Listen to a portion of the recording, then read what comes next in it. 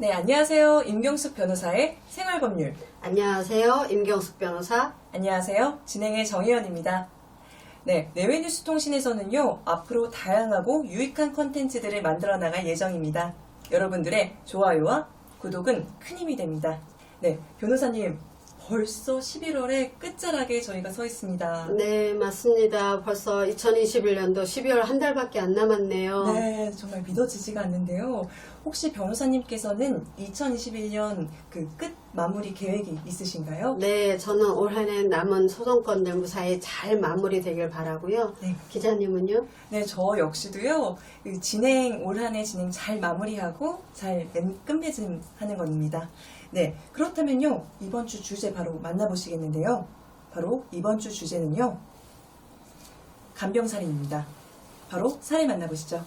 B씨는 뇌졸중 후유증을 앓는 아버지 A씨를 어머니와 함께 병 간호했습니다. 그러다 어머니가 세상을 떠난 이후에는 3명의 형제 자매가 있음에도 막내 B씨만이 다니던 직장도 그만둔 채 홀로 아버지의 병수발을 들었습니다. 아버지 A씨의 병세는 지난해 급격히 악화됐고 결국 스스로 거동도 하지 못하고 대소변을 가리지 못하는 상황에 이르렀습니다. 이에 B씨는 오랜 간호로 인한 스트레스를 견디다 못해 지난 1월 1일 오후 자택 화장실에서 A씨를 폭행해 사망에 이르게 하는 사건이 벌어졌습니다. 아니, 그렇다면 아들이 아픈 아버지를 폭행을 해서 사망에 이르게 한 존속살인 사건이 벌어졌는데요. 이런 말도 안 되는 일이 벌어진 것 같습니다. 요즘 같은 100세 시대에 아픈 가족을 돌보는 상황들이 크게 늘어날 것으로 보여지는데요.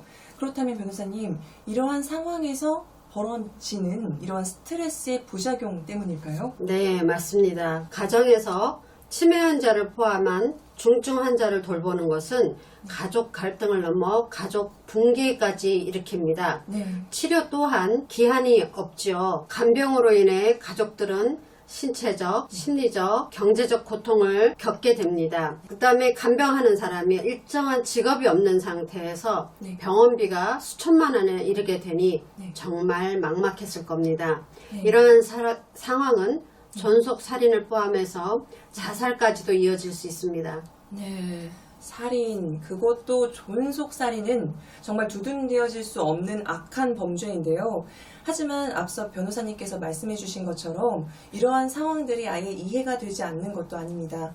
네, 이러한 경제적 여유가 없는 사람들에게 있어서 아픈 가족이 발생했을 때 어떠한 대책도 없는 것일까요, 변호사님? 있습니다. 혹시 치매 국가 책임자라고 들어보셨는지요? 아니요. 2017년부터 전국 256개의 네. 보건소에서 네. 치매 안심병원을 확충하고 2018년부터는 네. 중증 치매 환자 본인 부담을 낮추는 등 환자를 포함해 네. 그 가족들에게 부담을 줄이는 제도입니다. 치매 환자와 가족에게 치매 예방부터 진단, 검진, 상담, 등록 관리, 서비스 연계 및 가족 지원 등 맞춤형 네. 원스톱 서비스를 제공하고 있습니다. 와, 너무 막막한 가운데 이러한 제도들이 있다니 정말 반가운데요. 네, 아무리 간병이 어렵고 힘들더라도 가족 간의 범죄는 절대로 일어나선 안 되겠습니다. 가족 간의 범죄는 일반 범죄보다 더욱 무겁고 심하게 처벌을 하고 있습니다. 그 네. 이유는 가장 안전하고 보호받아야 할 가족이 네. 그 사이에서 가족 간에 발생하는 범죄는 폐륜 범죄입니다. 네.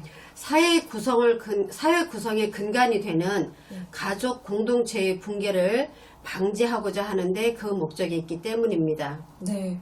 그렇다면 궁금해지는데요. 앞선 사례에서는 어떠한 처벌을 받았나요, 변호사님? 그 앞선 사례에서 B씨는 네. 오랜 병간호로 인해서 아버지를 때려 숨지게 한 그 혐의로 1심에서 네. 징역 7년의 실형을 받았습니다. 네. 그래서 그 B씨가 네. 형량이 너무 과하다고 항소를 해서 네. 항소심에서는 징역 3년에 네. 집행유예 5년을 선고받았습니다. 네. 그렇게 형량이 줄어든 데에는 네. 일단 그 가족들이 아무도 돌보지 않는데 네. B 씨가 홀로 피해자를 전적으로 간병하고 수발한 점, 네. 그다음에 나머지 가족들이 네. B 씨의 처벌을 원하지 않는 점들을 반영을 해서 네. 형량을 많이 반영을 해준 것으로 보입니다. 네, 일반 존속살인과는 조금 다른 유형으로 판단되어졌는지 생각한 것보다 매우 낮은 형량을 받은 것 같습니다, 변호사님.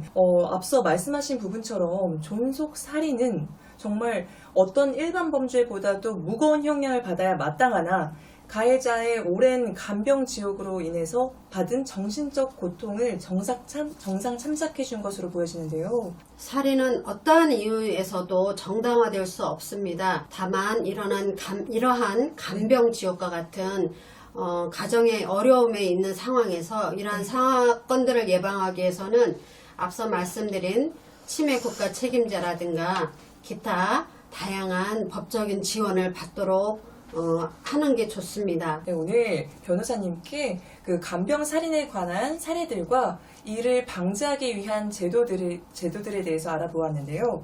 네, 오늘도 너무 유익한 시간이었습니다. 네, 오늘은 변호사님께요, 간병 살인에 대한 사례들과 또 이를 방지하기 위한 제도들이 무엇이 있는지에 대해서 알아보았습니다. 네, 오늘도 유익한 말씀 정말 고맙습니다, 변호사님. 네, 저도 이렇게 매주 여러분들을 만날 수 있게 되어서 너무 행복하고 유익한 시간이었습니다. 제가 댓글을 자주 보고 있으니까 여러분들도 법에 관한 궁금한 사항이 있으시면 댓글 남겨주세요. 저희 영상을 보시고 유익하셨다면 좋아요, 알람 설정 부탁드리겠습니다. 네, 다음 주에는요, 대리모에 대해서 알아보도록 하겠습니다. 네, 지금까지 내일뉴스통신의 정혜원, 임경숙 변호사였습니다. 다음 주에 만나요.